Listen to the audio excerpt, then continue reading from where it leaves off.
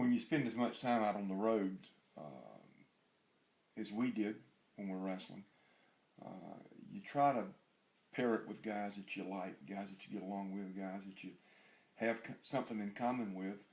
Because typically what you do is you'll fly into a town, you'll get a rental car, and you may stay in that same city for a couple of days and just drive to the towns you're working in that general area.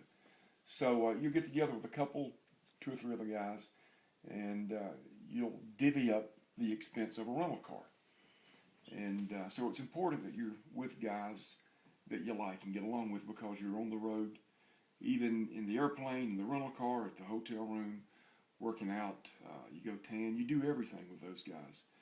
And so it's important that you like them and get along with them. During my time at the WWF, near the end of my career, I spent a lot of time on the road with the Road Warriors, me and Mike and Joe, and then spent some time with Vader on the road. He and I would hook up and get a car and travel together. But the last couple of months, it was me, Rock, and D'LoBrown. And Rock and D'Lo had not been in the business nowhere near as long as I had. I was the veteran of the group. And so out of respect to me, this was the kind of respect that Rock had for the business and for those that he worked with. I think, as everyone knows, he grew up in the business. His dad wrestled, his granddad wrestled. And he was taught that you have respect for the veterans, the guys that have been around a lot longer than you, the guys that have put their time in on the road more so than you have. Well, he and D'Lo would never let me drive. They drove me everywhere. And they made it clear that because of the fact that I had tenure on them, I wasn't going to drive, they would.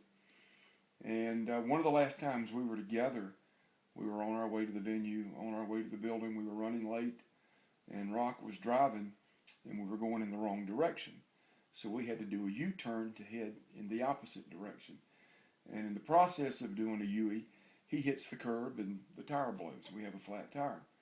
So he pulls off to the side of the road, and the 3 of us get out, and we have to unload our gear out of the trunk, and then comes a jack and the tire tool and the spare tire.